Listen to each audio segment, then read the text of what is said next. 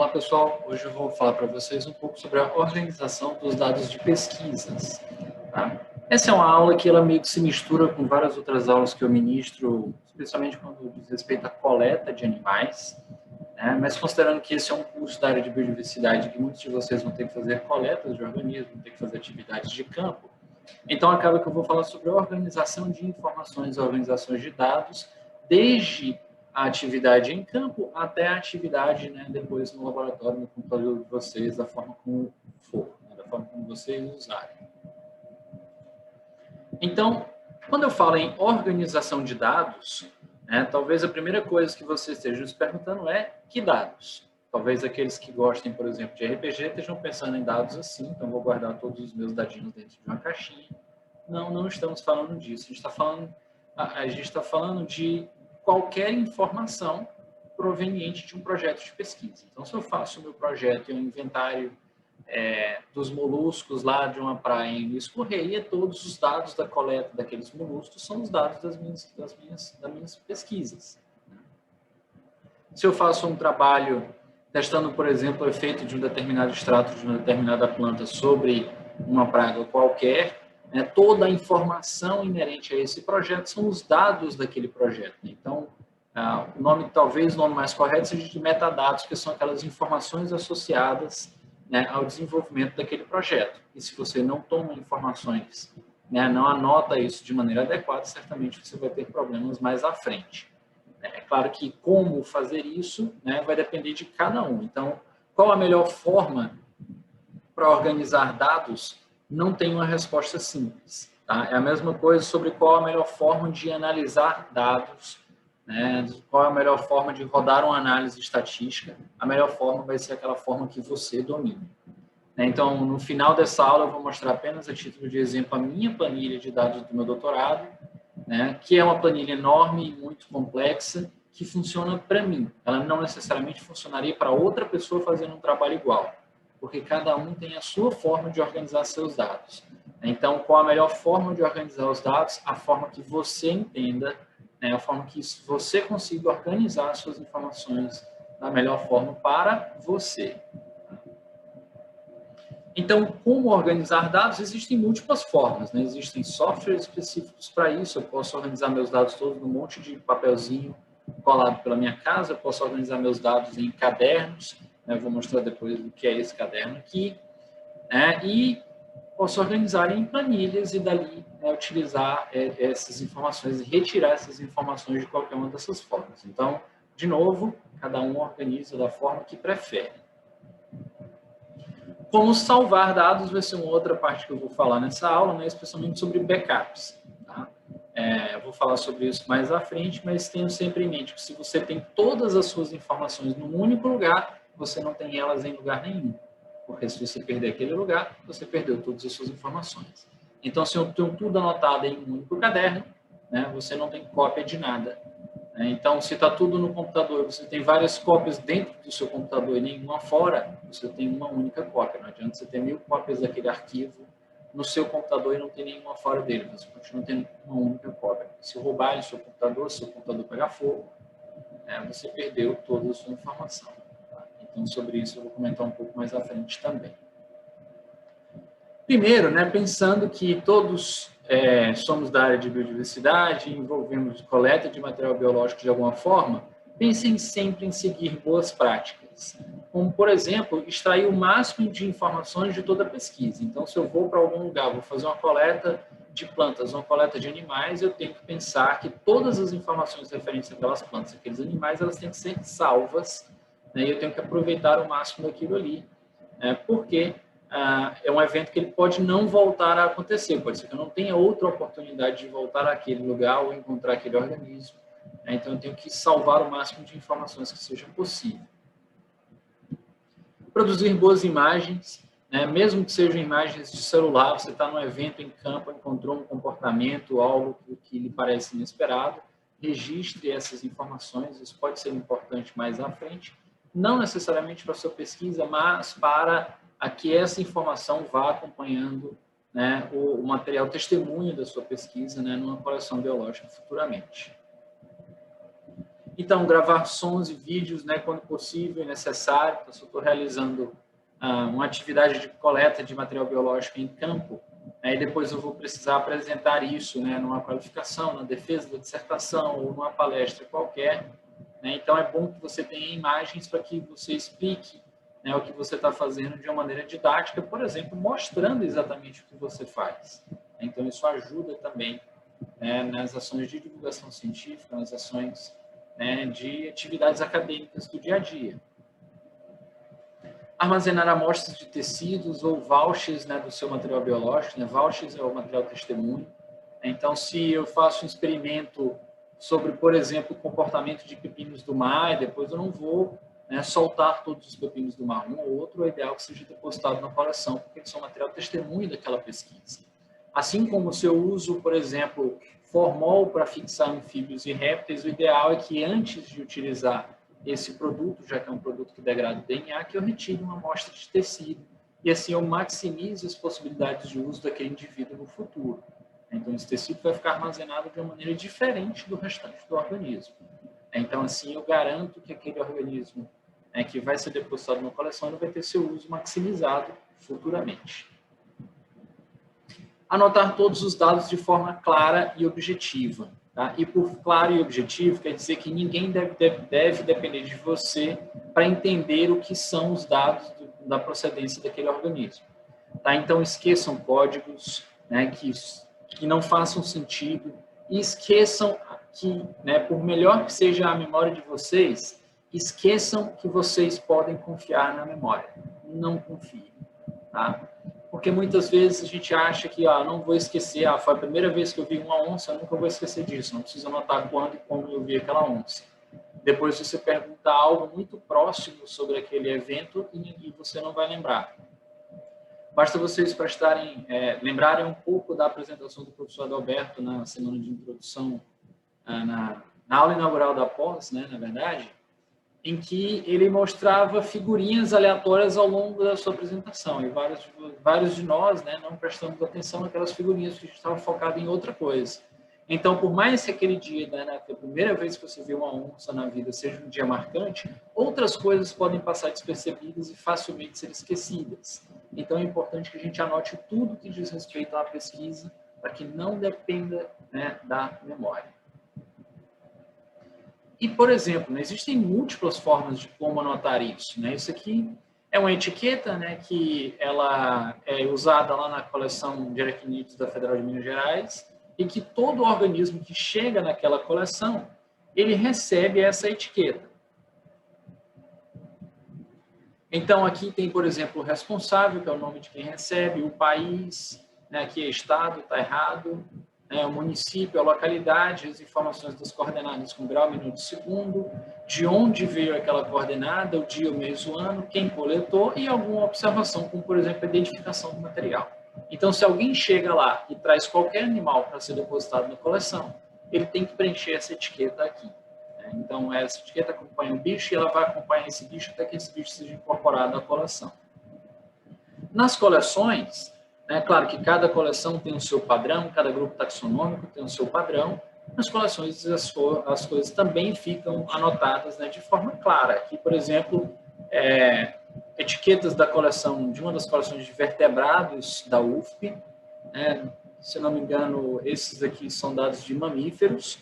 Então, aqui está a informação da localidade, da coordenada, o nome do coletor, o método de coleta, a data, número de campo, se tiver, e informações do indivíduo e do habitat em que esse indivíduo foi encontrado. Então, tudo isso fica na etiquetinha que acompanha a pele, o osso ou o que for que a gente tenha de um mamífero na coleção de História Natural da UFP. Então, está muito claro aí, ninguém precisa de uma terceira pessoa que explique o que é cada informação daquela. Basta você ler que você vai saber que informação exatamente é aquela. Essas coisas são feitas em cadernos de campo, né? Como vocês estão vendo aqui, a pessoa está em campo, né, anotando dados do caderno. Então, terminou de fazer a coleta, tem esses saquinhos aqui cheios de bichos, e olha, dentro de cada um deles tem uma etiqueta. O ideal é que essa etiqueta, por exemplo, né, tenha lá dados da localidade, dados da data de coleta, dados do coletor, né, nome do coletor, do método de coleta, alguma observação, número de campos e quantas outras informações forem necessárias, pertinentes a cada projeto. Tá?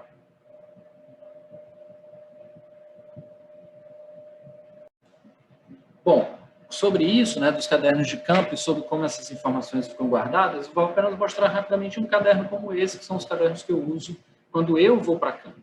Tá? E não pensem como, isso só serve para quem vai para campo. Não, se você vai fazer o seu experimento no laboratório, você vai ter que organizar seus dados de alguma forma também. Tá? Então, você vai ter lá seu caderninho de atividades em laboratório, né, que vai ter as informações que são pertinentes à sua pesquisa em laboratório. Tá? Então, cada um vai anotar seus dados, como eu disse, da forma que melhor sirva para cada um. Né? Por exemplo, aqui é um caderno de campo, né? Todos os meus cadernos que eu uso em campo são iguais a esse, são amarelos apenas por organização pessoal, e eu uso ele dos dois lados na mesma expedição. Tem um motivo particular. Primeiro, de trás para frente, né? Mal vai dar para vocês verem, mas aqui tem dados, né, das localidades. Então, por exemplo, aqui tem um ponto que chama Graciosa, tem as coordenadas desse ponto, tem a altitude, aqui está a longitude e dados. Estrada da Graciosa, né, a rodovia PR-40, né, o nome do ponto era o Recanto Curva da Ferradura, é o nome da localidade que eu coletei nessa Estrada da Graciosa. Ambiente antropizado. Né? De memória, eu sei que esse aqui foi o primeiro ponto dessa expedição, da minha primeira expedição do doutorado. A gente parou para lanchar, eu peguei uma aranha nesse lugar. Está aqui as informações desse local. E os dados do bicho em si, né, que segue a etiqueta de campo, estão do outro lado do caderno. Tá? Então, enquanto de trás para frente eu coloco informações dos pontos de coleta, né, de frente para trás eu coloco informações das amostras. Então, por exemplo, está aqui, olha, a amostra AF001, Estrada da Graciosa, Recanto Curva da Ferradura, PR040, Leonardo Carvalho, dia 11/10/2014, ocasional, isodade de ponto Graciosa. Na verdade, nem sempre eu repito tudo como está aqui. Né? Depois eu comecei a otimizar isso daqui e eu colocaria apenas ponto Graciosa, que é o nome do ponto que está aqui atrás, Graciosa. Né? Então, isso poupa tempo. Né? Qual que é a ideia? Se eu vou coletar sempre numa mesma localidade, os dados da localidade vão estar sempre descritos aqui. E aqui eu vou colocar o tipo da vegetação, se ela é secundária, se eu tenho alguma informação de como chegar naquele local, vai estar tudo descrito aqui junto com coordenada, como que eu tiro a coordenada, a altitude do ponto. E as informações da coleta em si, não do local, elas vão do outro lado do caderno. Tá? Isso serve para que quando eu vá digitar isso, eu não perca tempo tendo que procurar, né, depois as informações de como são a área. As áreas estão descritas aqui. Então, eu vou digitar os dados da coleta, eu vou olhar apenas esse lado do caderno. Eu vou digitar os dados dos pontos de coleta, eu vou olhar o outro lado do caderno. E assim eu vou trabalhando sempre usando os dois lados dele. E acaba que, para mim, isso foi a melhor forma de organizar os dados. Né? Mas qual era a outra opção? Era eu ir digitando, como está no primeiro ponto aqui, né, que eu falei que tem lá a F00. Bom, aqui na época só tem 2 dígitos, hoje eu uso sempre 3 dígitos. Né, tem Estrada da Graciosa e todos os dados escritos aqui. Eu não faço mais isso, porque imagino depois, né, apenas para dar ideia a vocês, esse caderno ele já tem 1012 números registrados. Agora, imagine que depois eu quero encontrar informação sobre um determinado ponto. Eu vou ter que olhar muito mais páginas do que as páginas de pontos de coleta, né, que são bem menos. Eu tenho muito mais amostras do que locais de coleta. E qualquer pesquisa na área de biodiversidade vai ser assim. Né? Então, para mim, isso funciona. Tá? Então, voltando aqui sobre as boas práticas, né, eu já mostrei como que funciona o caderno de campo, como eu uso. Né, mas, mais uma vez, cada um vai usar da forma que for mais conveniente a cada um. Né, eu faço assim. Tá? Bom, e outra coisa que eu faço, né, e isso foi algo que a gente desenvolveu ao longo do tempo lá em Minas, onde eu fiz doutorado, era como organizar alguns tipos de informações, por exemplo, fotos. Né, eu faço muitas imagens dos bichos, imagens dos locais de coleta. Então, por exemplo, aqui eu tenho uma aranha que foi fotografada e eu fotografei ela junto com a etiqueta que chama BAH121. Né? Aqui foi uma coleta na Bahia, por isso tem esse acrônimo, né? E o número 121.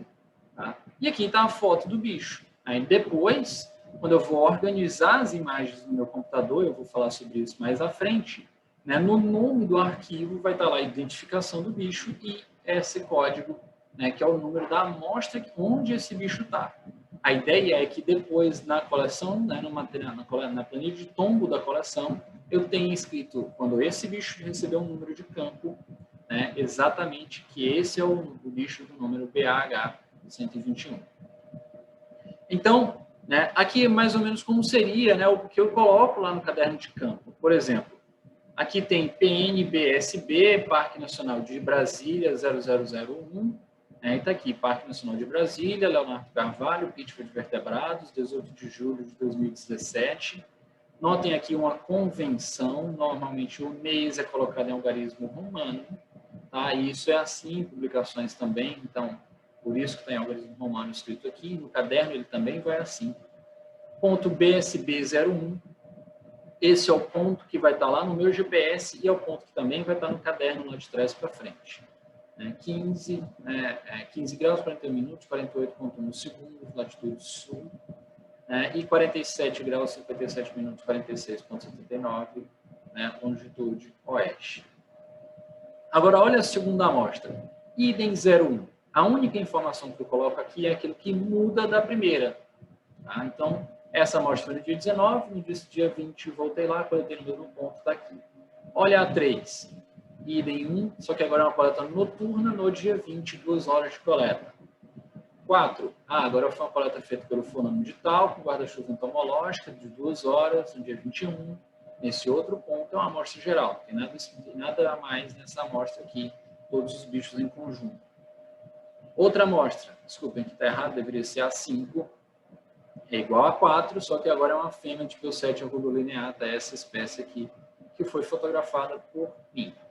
Então, assim, eu vou construindo o caderno. Então, aqui eu tenho todas as informações suficientes para que eu tenha a procedência dos animais. Esse aqui é um caderno simples, é apenas um inventário, não tem nada de mais coletado. Então, eu não tenho outras informações associadas a esse banco de dados aí. Então, qual que é a vantagem de usar números, por exemplo, como eu mostrei aqui? Olha só, a gente tem duas opções de etiquetas.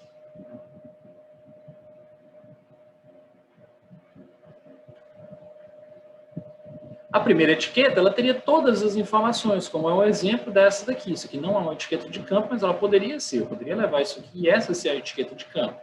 A outra opção é uma etiquetinha que vai ter um número como está aqui, olha, BAH121. A diferença, gente, está na hora da triagem. Imagina que você está fazendo o inventário de uma área e você quer triar aquele material depois. Você vai juntar tudo, vai ficar lá horas dando nome para todo mundo. Então, isso aqui é uma cópia da minha planilha de triagem de dados do mestrado, por exemplo.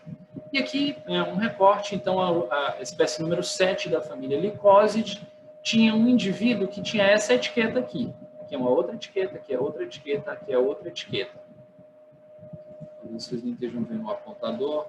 Então, aqui, olha, Lycosidae SP7, aqui tem uma amostra, aqui outra amostra, aqui outra amostra, aqui outra amostra. Notem que essas três seguem mais ou menos o mesmo padrão. Tem um acrônimo de uma área mais um número. Então, aqui eu sei que é o Parque Ambiental Paquetá, é uma amostra de aranhas. Amostra 12 era um macho da espécie 7. Parque Nacional de 7 Cidades, número 129, um macho. Castelo do Piauí, aranhas, número 317, um macho da espécie 7. Agora, olha essa outra. Pittsburgh de Mamíferos, linha 6, 2/5 de 2004, Fazenda Nazaré, um macho. A gente perde muito mais tempo tendo que escrever coisas assim, para anotar em laboratório e depois para montar a planilha com os dados completos. Imagino que depois você vai precisar de uma planilha com os bichos e a procedência dele, os dados de coleta e tudo mais.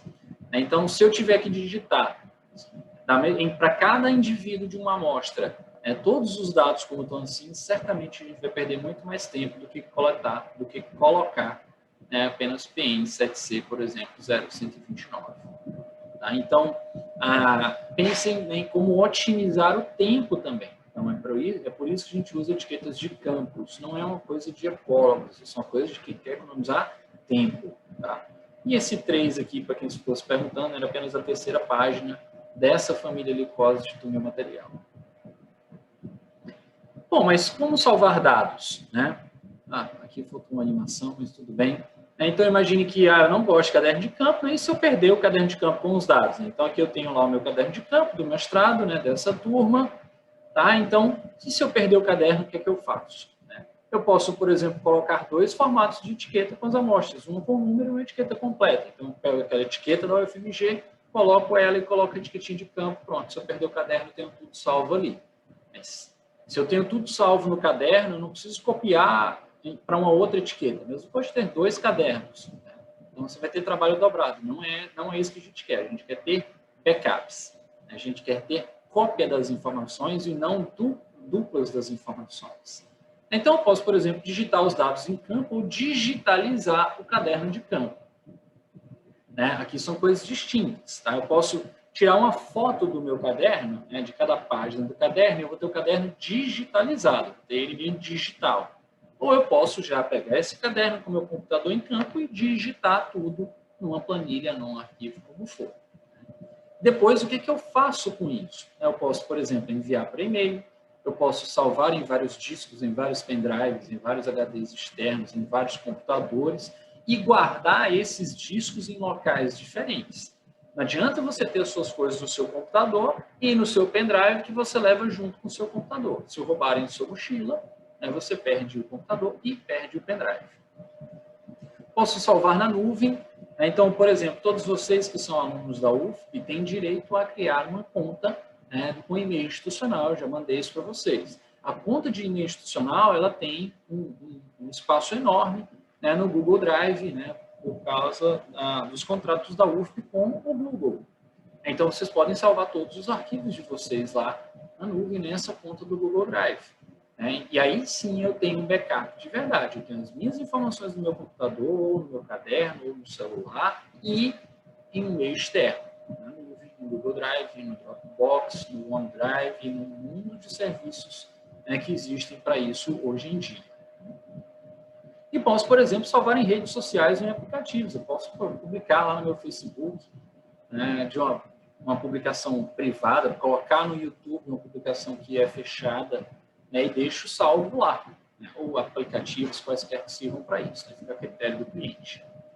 Por exemplo, eu fiz uma última coleta, tirei uma foto do caderno com o celular, está aqui a foto da minha última coleta, feita agora nesse mês de dezembro, terminando no dia 10, e olha só, a primeira coisa que parece trivial, a primeira coisa que tem aqui é a data da coleta e quem estava nela e tem o meu nome. Sim, eu não preciso lembrar que eu estive em todas as viagens que eu já tive, eu anoto isso também. E o nome de todas as outras pessoas. Aqui os dados, olha só, IBIT 0001, IBIT POC, que era o nome da área, número da amostra, está aqui, olha, focos falangeoides, um macho, IBIT casa, aqui é o nome do ponto, então as informações desse ponto vão estar no caderno de trás para frente, 5/12 de 2020, coletado por mim. Aqui, por exemplo, continua. E olha só o backup que eu já fiz antes de retornar da viagem, e fiz isso ao longo da viagem também. A gente tinha um grupo do WhatsApp para organizar essa viagem e eu mandei para todos eles todas as fotos de todas as páginas do caderno com informações dessa coleta. Caderno de campo de Bitpoca. Então, todo mundo em seu WhatsApp tem uma cópia do caderno.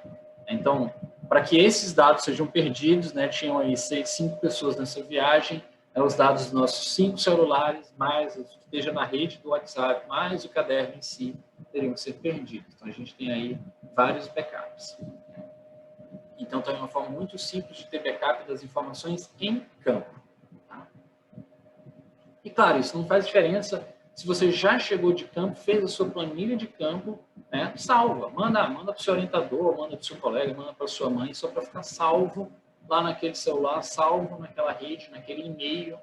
Cria uma conta de e-mail só para isso, para os backups dos dados, do seu mestrado, do seu doutorado, do seu projeto de pesquisa, seja ele qual for.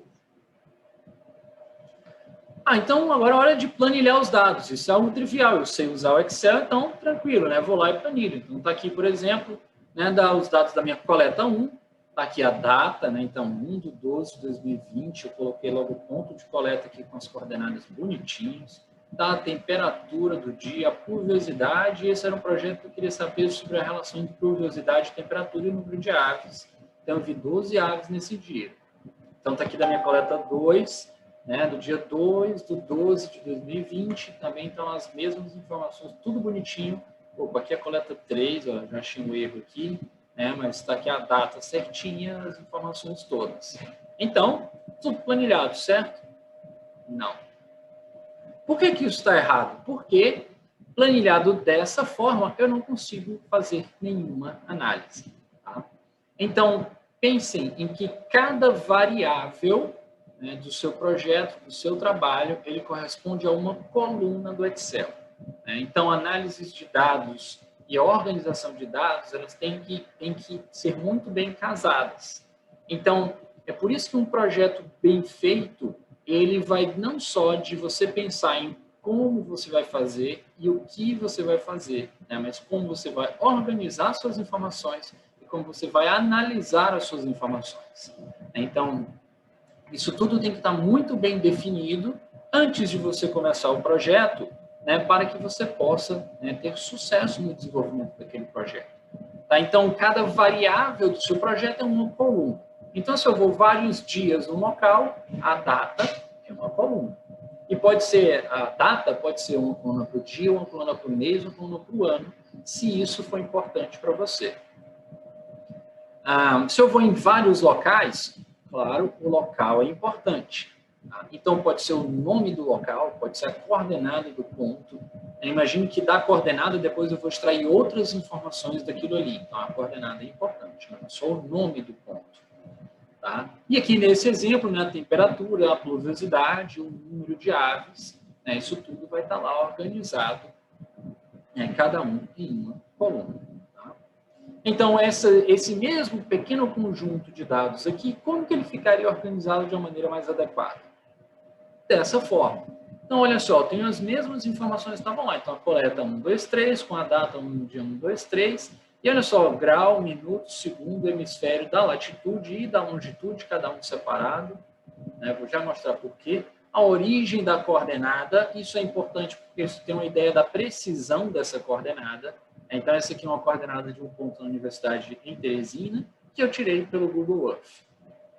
A temperatura, aqui a temperatura que foi medida lá no dia, a pluviosidade, o número de aves.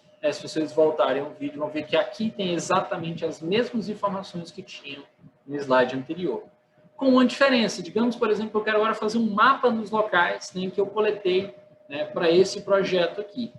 Programas de geoprocessamento, eles utilizam coordenadas em formatos de grau decimal, que funciona mais ou menos assim. Então, eu vou pegar e vou somar o grau, mais o minuto dividido por 60, mais o segundo dividido por 3.600. Isso é o valor do grau decimal. Ah, lembra da escola lá de você converter, tenho 30 segundos. Quanto 30 segundos correspondem a uma hora? Eu vou trocar segundos para minutos e minutos para horas. Né? É a mesma coisa aqui. Aqui, claro, tem algumas particularidades. Né? Se isso aqui é sul, né, esse grau decimal ele tem que ser negativo. Aqui, como é oeste, também tem que ser negativo. Tá? Então, isso aqui eu faria facilmente numa fórmula no Excel que eu arrasto depois para todas as linhas. Então, para quem não faz ideia exatamente do que é isso, né, assistam vídeos no YouTube, tem muita coisa sobre como utilizar Excel. Certamente muitos de vocês vão precisar dominar muitas ferramentas de Excel para ter um sucesso, né, na sua organização de dados, especialmente na sua análise de dados. E se eu quisesse fazer um gráfico, por exemplo, né, ali da pluviosidade com o número de aves, bastava eu selecionar aquela área, né, que o Excel já faz um gráfico automaticamente, está aqui. Então, aqui, aparentemente, para mim, o número de aves aumenta, né, quando diminui a pluviosidade. Então, é o que está me mostrando esse gráfico aqui, que eu fiz porque ele está disposto dessa forma. Se não tivesse disposto assim, eu teria muito mais trabalho para fazer o mesmo gráfico. Tá? E se fosse usar isso, essa mesma planilha para um outro formato, para exportar para um outro programa, outro software de análise de dados, existem ferramentas no Excel que permitem que a gente faça, né, essa conversão de um lado para o outro e de outros formatos, mas cada variável na sua coluna. Não esqueçam desse detalhe. Como salvar os dados. Né? Então, aqui, por exemplo, tem apenas um print de uma parte da coleção em que a gente tem as planilhas de tombo de vários grupos aí. Vocês estão vendo a data. Então, isso é importante, né, porque mostra aí quando foi a última vez que essa planilha foi salva. Porque sempre que a gente salva essas informações, a gente salva com um novo nome, zipa todo mundo, manda por e-mail, backup feito. Né? Mas está tudo salvo e organizado. Então, eu sei, por exemplo, que no dia 16/4/2028 foi a última atualização dessa planilha aqui de anfíbios, né? Ou pelo menos que tem nessa pasta que eu abri e tirei esse print. Então, os nomes dos arquivos têm que ter lógica, tá? Ah, mas eu sei criar nomes de arquivos com lógica. Olha só, esse é a minha dissertação, aí eu criei uma outra cópia de dissertação 1, depois A1 com introdução, A2 com resultados, A2 final, A2 final sem discussão, A2 final, final 2. Tem lógica nisso? Qual que é o mais antigo? O computador ele vai reconhecer a data dele, mas se eu abrir aquele dissertação depois, né, e salvar, ele muda a data também daquele arquivo, ele passa a ser o mais novo. Né? Então, eu perco a lógica disso, porque esses nomes foram dados aleatoriamente. Então, trabalho da disciplina. Qual trabalho? Qual disciplina? De quem? Então, os nomes têm que ter uma organização. Tá? Aqui, mais uma vez, um exemplo de uma outra pasta minha, em que eu tenho um monte de pastas, olha só, cada uma correspondente a uma espécie de aranha, né, que eu encontrei. Elas todas têm um código, então essa aqui, por exemplo, é a Metagônia, que é o gênero dela, é L17005. São todas espécies novas, nenhuma delas tem nome, então eu tenho números, né, que servem apenas para o meu projeto, para que eu saiba que espécie que eu estou tratando. Então, L17005 quer dizer uma espécie que eu encontrei em 2017, ela foi a espécie 5. Tá? Então, aqui tem informações dela, como, por exemplo, o que é que ela aparece? Ela aparece com essa outra chamada Bonaldó, e de onde ela é do município de Dionísio, Minas Gerais. E se eu abrir, por exemplo, né, uma pasta qualquer delas, né, eu vou encontrar as fotos desses bichos todas organizadas. Então, tá aqui, olha, essa Metagônia 12, aqui, Metagônia 12, é do México, né, o número de campo está aqui, olha, México 184, foi coletada nesse lugar chamado Cambuchi. Tem o número do projeto também, que é o 366, e um macho, tá aqui. A fêmea, que também tem fotos, está aqui, é o número 368. Ah, mas eles têm o mesmo número de campo? Tem o mesmo número de campo, não é? Numa amostra de material biológico que você traz de campo, você pode depois dividir ela em várias coisas. Então, eu vou ter outros códigos, né, para aquilo ali. De novo, o que diz respeito a cada projeto, da forma que funciona para cada um. Por isso que o projeto tem que ser muito bem pensado em como os dados vão ser organizados. Então, eu tenho minhas planilhas, né, que eu vou mostrar a vocês. Por exemplo, com os dados desse bicho 366 e desse bicho 368. Né? Mais tarde eu vou mostrar exatamente eles para vocês. É um número aleatório, nem sei o que tem neles na planilha que eu vou mostrar mais à frente. Bom, então, eu vou voltar de novo para a apresentação no Excel, em que eu vou abrir duas planilhas para vocês. Uma planilha que chama Localidades, que é uma planilha que todos os meus alunos preenchem quando vão para campo. Na verdade, quando voltam de campo, em que eles colocam todos os dados de onde eles coletaram, né, todos os dados de suas amostras, e apenas um banco de dados aí do meu doutorado, né, para mostrar exemplos para vocês, né, de como organizar os dados. Tá?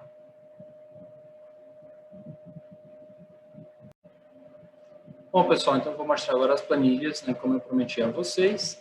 Aqui está a planilha de localidades. Então, aqui, por exemplo, está filtrado para aquele número que eu tinha mostrado a vocês, o AF0001. Então, aqui, olha, para cada variável, uma coluna. Então, país, o estado, o município. Né? O município, né, se vocês não perceberam, eu não coloco na planilha, no caderno de campo, porque às vezes você não sabe exatamente em que município você está. Você tem uma coordenada, aquela coordenada está correta. Eu posso até colocar o município, mas eu confiro ele de qualquer forma pela coordenada com ferramentas de geoprocessamento, utilizando programas para isso. Vejo onde que a coordenada cai e é esse município correto que eu coloco na planilha de localidades, que vai para a planilha de tombo depois. Os dados da localidade são os dados que estão no caderno. Então, Estrada da Graciosa, Recanto Curva da Ferradura, PR 040. Então, está aqui a latitude, o minuto, os segundos, o hemisfério, do jeito que eu já tinha mostrado a vocês antes, a altitude que eu peguei com o GPS, né, como foi o georreferenciamento na origem da coordenada GPS. Data, né, aqui com dia, mês e ano. Tá? A gente coloca nesse formato, porque esse é o formato da planilha da coleção também, então fica mais fácil para depois copiar e colar essas informações para eu tombar algum organismo. O nome do coletor, e alguma observação, por exemplo, esse aqui é a observação, está o número de campo, álcool PA, quer dizer que todos os bichos dessa amostra foram fixados em álcool PA, e o ponto Graciosa, que é o nome do ponto que está lá no GPS. Então, se tivesse mais informações, são os dados do meu trabalho, no meu trabalho eu estou olhando o riacho, com a densidade de árvores, a altura do céu, a profundidade da serapilheira, eu ia colocar mais comunas. Então, a profundidade do riacho, a altura do dossel, densidade de árvores, seja lá o que for, tudo isso ia para outras colunas aqui na planilha. Tá? Então, é importante que tenham todas as informações que elas sejam salvas, certo? Agora, a planilha que eu vou mostrar a vocês é uma planilha que eu utilizei no meu doutorado, é uma parte dela, é uma planilha muito complexa, eu não vou mostrar como funciona toda ela, não é esse o objetivo aqui, mas sim o objetivo que é mostrar que tem que ser o que funciona para vocês. Tá? Então, aqui, por exemplo, tem um código, esse primeiro código aqui é o número do projeto, então todo bicho que eu vi recebeu esse código. Ele pode ser o mesmo código do voucher para molecular que eu tenha. Porque, por exemplo, pode ser que eu tenha um bicho que é de uma coleção, aí esse código aqui ele é o número da coleção, mas o voucher de molecular, né, vai ser o voucher do indivíduo que eu tirei ali para sequenciar, né, para extrair DNA daquele bicho. Usar na tese, sim ou não, alguns têm problemas, então tinha uma coluna própria para isso. Localização do voucher, esse aqui está tombado, é o número 19.430 lá da UFMG. Esses aqui estão fora, não foram tombados ainda, eu sei que eles não estão guardados no freezer. Eles precisam ser tombados ainda, ou precisavam, né, na época dessa planilha aqui. Então, o que aconteceu com a perna ou com o tecido, então esses aqui são tecidos que estão extraídos, né, eu já fiz a extração de DNA desses bichos, o número do museu está aqui repetido, né? Número de campo, então esse aqui, por exemplo, é um bicho que era da Serra das Confusões, que tinha esse número 137, esse aqui era da Serra da Ibiapaba, número 119, então cada um com o seu número. Aqui informações do taxon, então o gênero do bicho, a espécie do bicho, nome completo, né, se era macho, se era fêmea, se era jovem, total de indivíduos. E olha só, próxima etapa. Então, a próxima etapa é fazer PCR. Lembra que já tinha escrito lá qual era a data da extração. Esses aqui, por exemplo, foram extraídos, né, nessa data, que estão os dados do procedimento de extração que eu fiz. Então, digamos que eu faça a PCR desses bichos, a próxima etapa seja purificar, eu vou colocar aqui que é essa a próxima etapa. Né? Então, eu tenho vários condicionantes nessa coluna do Excel que servem para isso. Se eu coloco que é extração, notem que a cor muda, eu não estou mudando a cor, isso tudo está sendo automático. Tá?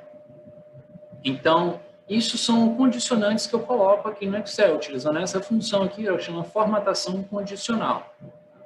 Então, data da extração, a tentativa, e olha só, resultados do sequenciamento. Por exemplo, esse indivíduo aqui, o COI funcionou, o H3 funcionou, o 18S, o 28S e esse outro gene estavam ainda para fazer PCR, não funcionaram. Então, esse é um bicho que eu tenho 2 marcadores sequenciados para ele.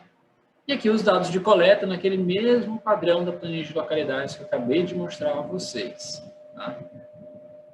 Então, assim, mostra que como eu organizava os meus dados. Agora, como que eu faço o controle dessas coisas todas? Aí é uma aula à parte, né? Por exemplo, se vocês olharem aqui, tem várias fórmulas que servem para isso, em que eu busco essa informação. E essas fórmulas, elas têm condicionantes. Por exemplo, essa aqui tiver NII, né? Olha só, sumiram aquelas informações desse bicho. Então, essa planilha funciona para mim. Tá? É a forma que eu utilizei para fazer o meu trabalho. Certo? Então, como eu disse, né, cada um vai ter que encontrar a sua forma de organizar os seus dados. Então, depende do trabalho de cada um, de como cada um organiza suas ideias, de como organiza seus dados, né, e cada um vai organizar, vai pensar, né, na melhor forma de organizar suas informações também. Tá? Então, pessoal, é isso. Eu espero que vocês tenham entendido um pouquinho mais sobre organização de dados. Né? Isso daria para falar de um mundo de outras coisas sobre organização de dados. Isso é apenas um pouquinho, né, sobre esse assunto. A ideia dessa aula é fazer vocês, né, pensarem, refletirem sobre os projetos de vocês, né, e como que vocês vão fazer para organizar, para salvar e para ter cópias, né, backups das suas informações. Então, qualquer dúvida, vocês podem comentar nesse vídeo, né, que eu vejo os comentários e respondo depois também, tá bom? Tchau, tchau.